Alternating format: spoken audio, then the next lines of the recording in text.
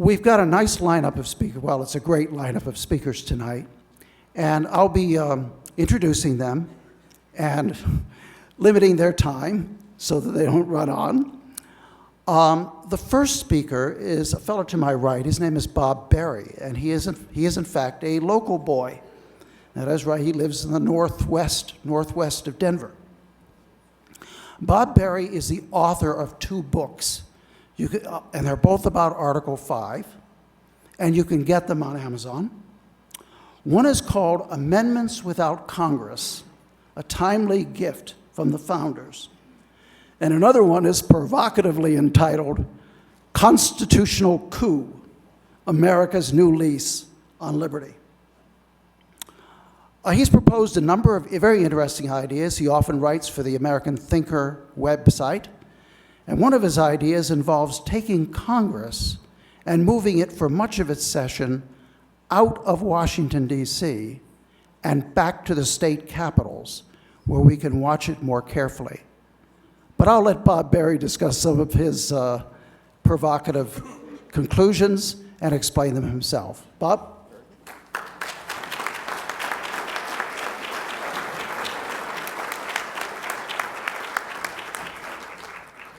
It's going to be quite the routine every time I have to speak somewhere. I'm coming off a cold, so you're going to have to bear with me as I clear my throat and cough my way through my address today. Can you hear me okay? Is that better? All righty, good deal. So the thing that makes this idea so powerful, in my opinion, is what we're talking about are state-initiated amendments. There are a lot of amendments, some of which Rob just mentioned, that the states would be very happy to ratify. But they can't ratify them unless they're proposed. And if we're going to depend on Congress to propose them, it's never going to happen. So that's the whole magic of it. Don't miss that. The whole reason for Article 5, the whole reason for this particular check and balance in the Constitution is so that the states can balance the federal government, for the Congress. When you don't use a check and balance that's available to you in the Constitution, over time, bad things happen.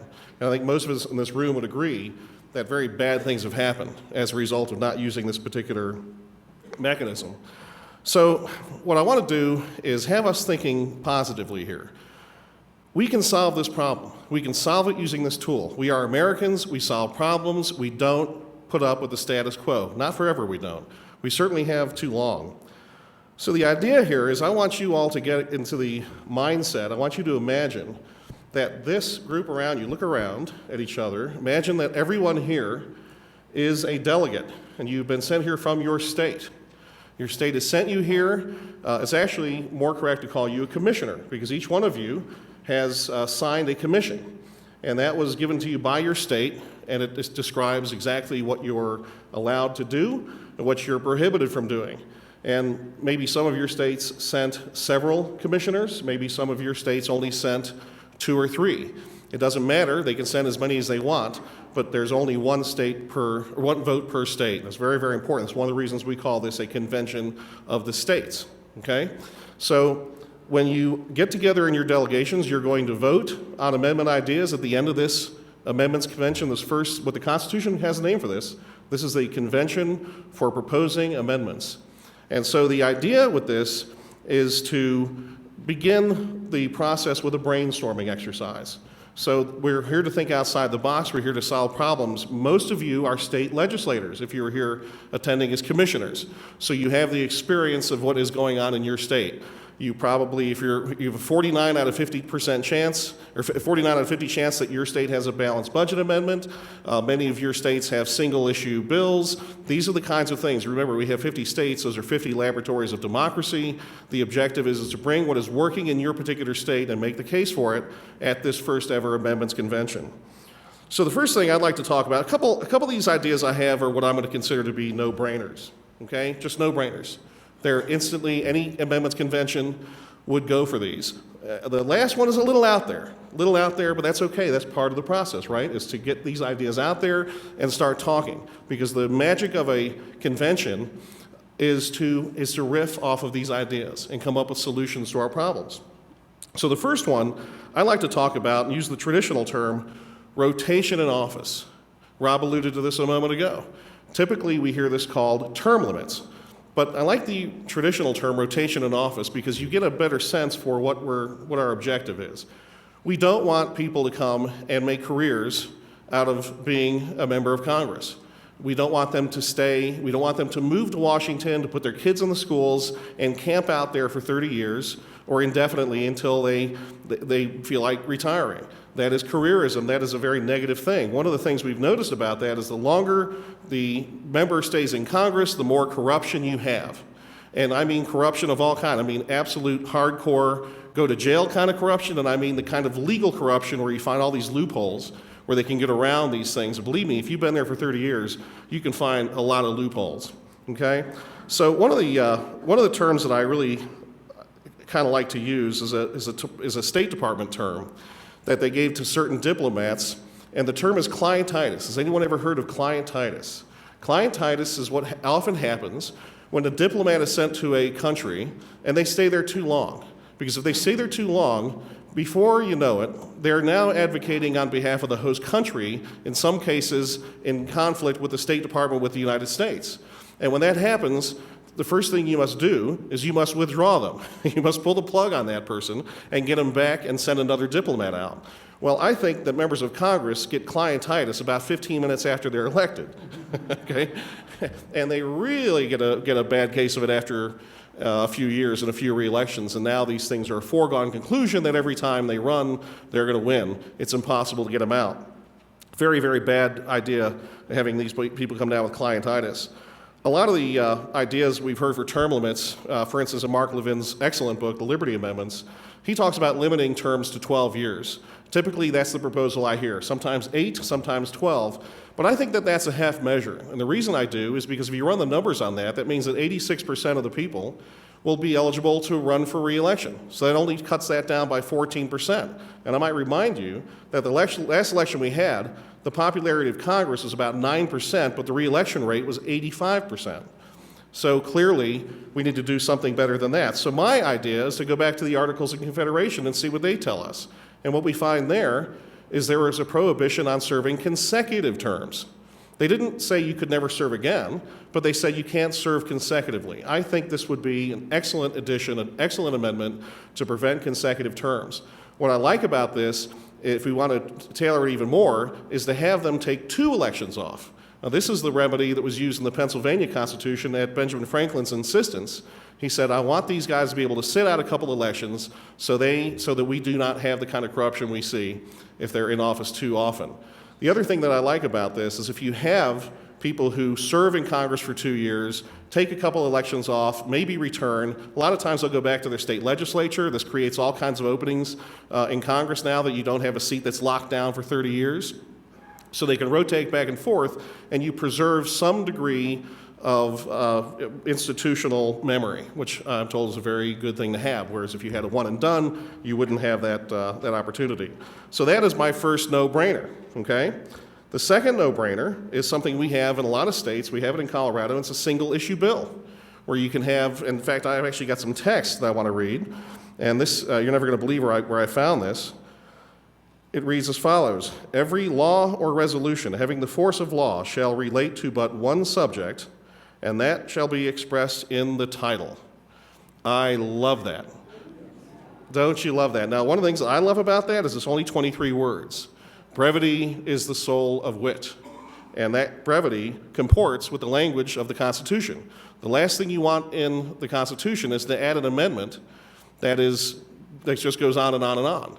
And I'll give you a little rule of thumb here. The longer the amendment, the fewer teeth that it has. So you don't want to prattle on and on in an amendment. There's an old axiom that says if you like sausage and laws, you don't want to see either being made. And I think that's very true. So one example of that I think goes nicely with that sausage analogy is something known as the omnibus bill. Rob, what does omnibus mean in Latin? For everything, I believe? For everything. For everything. So now I want you to imagine every unsavory scrap of bad legislation being tossed into one bill, one big mess, one big sausage, if you will. And now you've got some things that are very good that maybe a good rep would want to vote for, but you've also got a lot of bad. So you got to vote for the lesser of two evils. We see this all the time in congressional bills. And how do you decide? Then you've got an agonizing reconciliation process. And everybody knows, and everybody in Washington knows, that the real bills are written in reconciliation. So essentially, it's very, very disconnected. It's a mess. A single subject restriction would be a much more efficient way to go. The other thing that I like about a single subject idea is that when these things inevitably, certain laws inevitably go to the Supreme Court, you don't get a situation like you had with Obamacare. Had it been correctly decided, it should have been struck down entirely, but at the very least, the offending sections of it should have been taken out of it. This gets to the issue of what's known as severability. And often you have the Supreme Court getting into a situation where they're actually deciding, okay, we're going to take this part out, we're going to leave this part in, and we're going to put that one in, and then we're going to add this to that. Well, this is a little bit too much like legislating for my taste. And I think it's a very, very bad idea. If you had a single subject bill, each bill would fail or succeed on its own merit. I think it also goes a long way to giving the president the functional equivalent of a line item veto, because everything would be on a single subject basis. Now, the one exception to that, of course, is a budget, so you wouldn't be able to line out individual things in a budget, but I think it bridges that gap. The other little addition I think would be very useful to have in something like this is an automatic sunset of all federal laws. One of the things that occurred to me last weekend when I happened to visit Salt Lake, and I actually have never been to the actual lake, and so I went there and I stood on the shores of the Great Salt Lake, and I went in and I talked to the lady at the visitor center, and she explained to me about the lake. She said, there's no drain in the salt. Everything just kind of goes in there and it evaporates out, and that's why you have all these minerals. It's like a big, gigantic bathtub without a drain. And I said, it kind of reminds me of Congress. And then she called security and I left. So, but I think that's exactly the situation we have. These laws last forever. And how many times have we all gotten a laugh about some law that was still on the books that we can't even believe is still on the books? So what I really like about the marriage of these two ideas, a sunset and a single issue bill, is it immediately puts Congress in triage mode, where they've got to go back over bills and laws from 10 years ago that can't just be rubber stamped because they're not single subjects. So they got to roll up their sleeves and they got to actually do some work.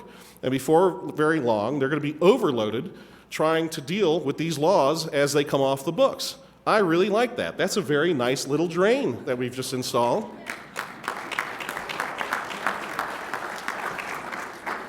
One other little addition to this thing.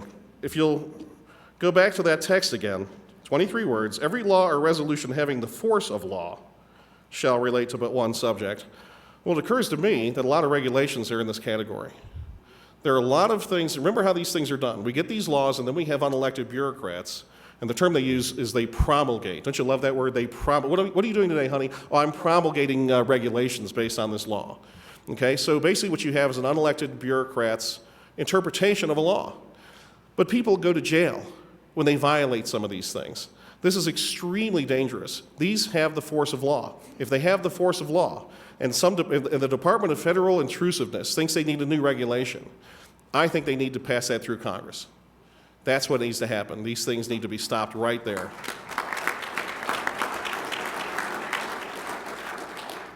Very briefly, the last of my no-brainers. The NDRA is my favorite way to balance the budget. That is the National Debt Relief Amendment. Now, here's a concern that a lot of people have. Balanced budget amendments sometimes can be very complex. I've seen a lot of samples of them, and they can go on and on and on. And my concern is, remember what I said earlier, the longer the amendment, the more likelihood you can drive a truck through the loopholes. So what I love about the National Debt Relief Amendment is it's only 18 words long. Again, we want to keep with the language of the Constitution. It is as follows. An increase in the federal debt requires approval from a majority of the legislatures of the separate states. Beautiful. Because you know what that does? Huh? Read it again? He wants me to read it again. An increase in the federal debt requires approval from a majority of the legislatures of the separate states. So this nonsense that we get into every year with the debt ceiling vote and all the theatrics and all the other things where you have the in party is all for raising the debt ceiling, and the out party is dead set against it. Barack Obama, when he was a senator, thought it was an outrage that they were going to raise the debt ceiling, and as president, he thinks it's an outrage that they weren't going to raise the debt ceiling, and the sides keep on switching. And you need a program to figure out what side they're going to be on this week, all right? Since they have shown themselves completely incapable of dealing with this problem, of managing the debt of this country. This needs to go to the states.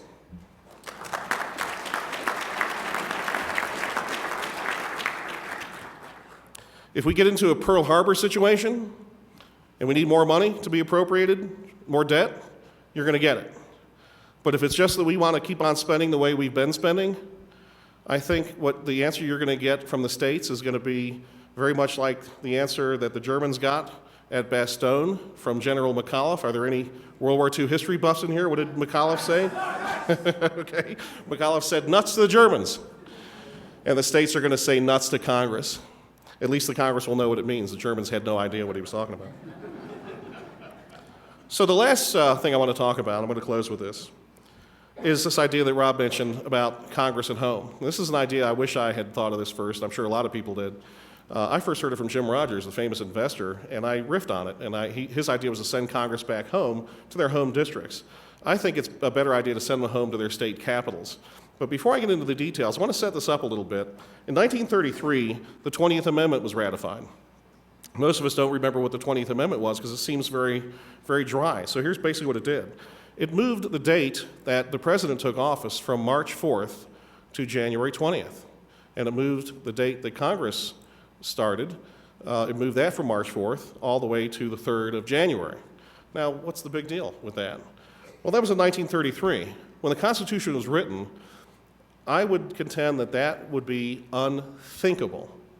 You have elections in November, and you're already swearing people in early January? How could that did you guys invent some kind of a transporter machine or something? They would have no way of understanding that kind of revolution in technology that would enable that.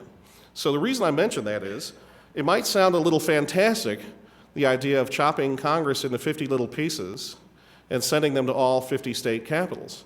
But given the technological revolution we've had in communications and in transportation, it is eminently feasible and highly desirable. Because I want you to imagine, in the state of Colorado, for instance, we have 7 reps and 2 senators. So we have 9 people. Most state capitals could accommodate their delegation rather easily. Some of the larger states would probably need to build annexes. But one of the things they would build in there would be not a teleconferencing center, but a telepresence suite. Anybody ever heard of a telepresence suite? That's like teleconferencing on steroids. I've actually participated in conferences. It's a purpose-built room, and it's where you've got a conference table and you're facing another conference table, but that other conference table, or several conference table, or maybe if it's a large classroom, are in different locations. But after 30 seconds or so, you feel like you're in the same room. That is an amazing thing. In fact, they've even got it so good to where when somebody is speaking, it even sounds like their voice is coming from where they're appearing in front of you. It's quite amazing to see. This is the kind of technology that would enable this change. So what good is this change? Well, I would contend that having Congress people stay in their home state, they never get assimilated into the Washington, D.C. cocktail circuit. They never get clientitis. So there you have it. The other thing I love about that, the thing that I really like to think about is just imagine the look on the faces of the lobbyists after something like this. Can you imagine? They would literally be out of their mind. They wouldn't know what to do. They're going to have to go to some of these towns where you have state capitals are pretty podunk places to these guys. These guys wear Gucci shoes. They don't want to go to these places. Now they got to already. But when they get there, then they find something very interesting, and that is their members of Congress that they're trying to get to are protected with a Praetorian Guard called state legislators. And they got to get through the state legislators before they can get to the member of Congress. When these members of Congress, under those conditions, step over the 10th Amendment line, those state legislators will be on them like a duck on a June bug, as we say in the South. They will not let them get away with it. I think it is a fantastic idea. I think it also gives us the possibility, and we may talk about this in the roundtable, hint, hint, of increasing the number of representatives. There are pros and cons to this, but we're going to hear both of those, I hope, during the roundtable, because you can't really increase the number of representatives now. But if you were to move them to state capitals, you would have that ability. I think my ultimate dream is to see a day when we have Congress go back to being a part-time body.